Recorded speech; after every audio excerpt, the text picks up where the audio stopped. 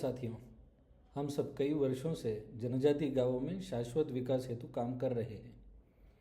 अक्सर ऐसे होता है कि विकास के बारे में लोग क्या सोचते हैं यह सुना ही नहीं जाता। अब इसे पलटने का एक अच्छा प्रयास है आदि कर्मयोगी अभियान। ये केंद्रीय जनजाति मंत्रालय का एक बड़ा अभियान है जिसमें जनसंगठन और स्वयंसेवी संस्थाओं की भागीदारी बहुत महत्वपूर्ण रहने वाली है। इस अभियान में अंतिम और सबसे अहम काम है 1 लाख गांवों में लोगों की इच्छानुसार एक समृद्धि का सपना लिखा जाए। इसमें ज़रूरी है लोगों का विश्वास हो। अतः एक एक गांव में जुड़े ऐसे सामाजिक संस्था और संगठनों के साथ मिलकर ही सरकार यह काम करेगी। गांव में भी पहले से सूचना देनी होगी ताकि गांव के कम से कम 10% या 25 मतदाता स्त्री पुरुष इसमें पूरे तन मन से शामिल हो।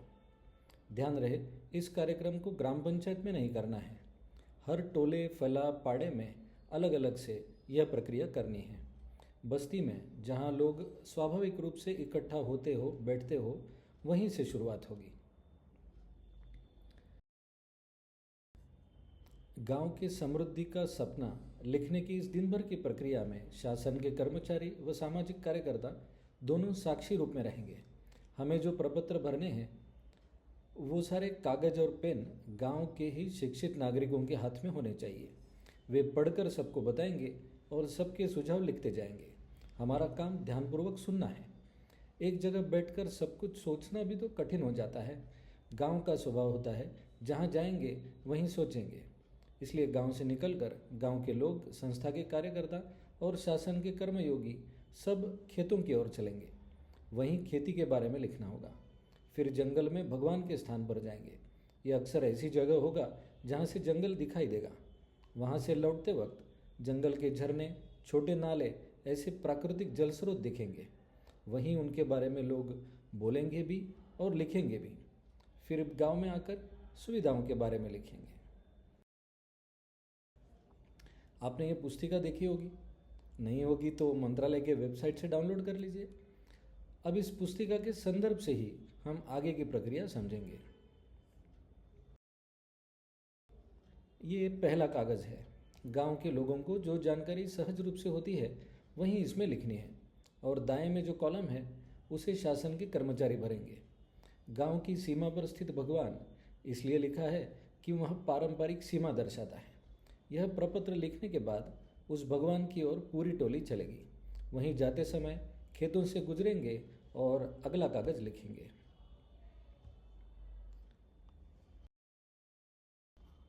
ये जानकारी खेती के बारे में है।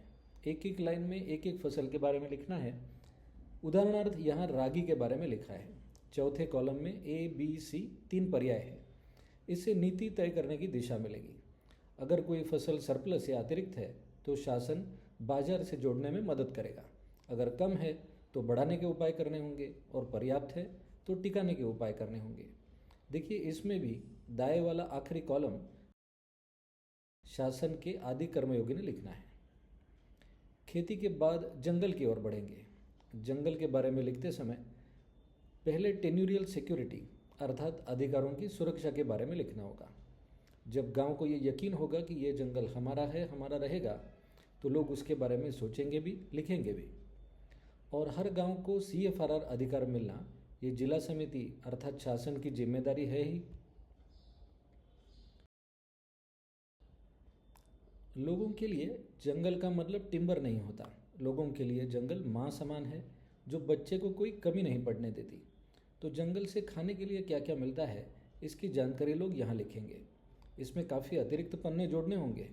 एक एक अन्न की जानकारी डिटेल में लिखने के बाद ही अन्न सुरक्षा की दृष्टि से ऐसे अन्न को बचाना, बढ़ाना या बेचना आदि उपाय किए जा सकते हैं।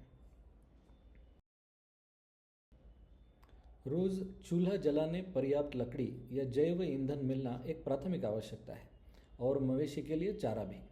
लोग जब जब वन संवर्धन या प्रबंधन के बारे में सोचते हैं तो इसके बारे में अवश्य सोचते हैं।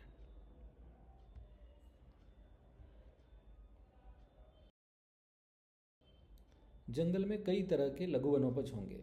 इस प्रपत्र में भी अतिरिक्त पन्ने जोड़ने होंगे। हर वनोपज के आगे आज की स्थिति अलग से लिखनी होगी। जिन गांवों ने अपना CFR मैनेजमेंट प्लान बनाया हो वे उसी जानकारी को यहाँ जोड़ भी सकते हैं। औषधि लिखते समय वनस्पति का नाम लिखना जरूरी नहीं है, केवल प्रयोग और अवेलेबिलिटी लिखना काफ़ी है। इससे स्वास्थ्य के बारे में योजना बनाने की दिशा भी मिल सकती है। जंगल से लौटते वक्त अध्येता टोली को कई जगह पानी के जीवित या सूखे स्रोत दिखाई देंगे।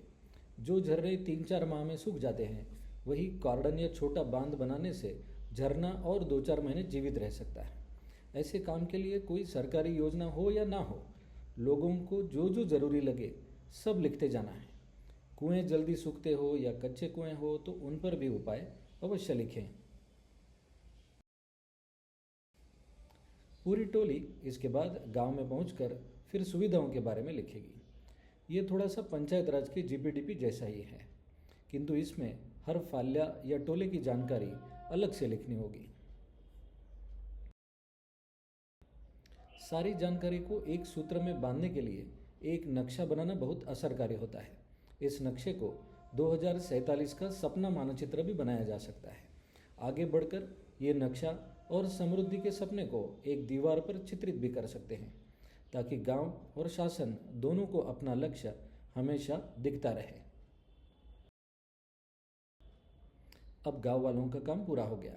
अब आदि कर्मयोगी अर्थात शासन के कर्मचारी अधिकारियों का काम है विजन को एक्शन प्लान का रूप देना। पुस्तिका के आखिरी कुछ पन्ने देखिए, इसके प्रपत्र मिलेंगे।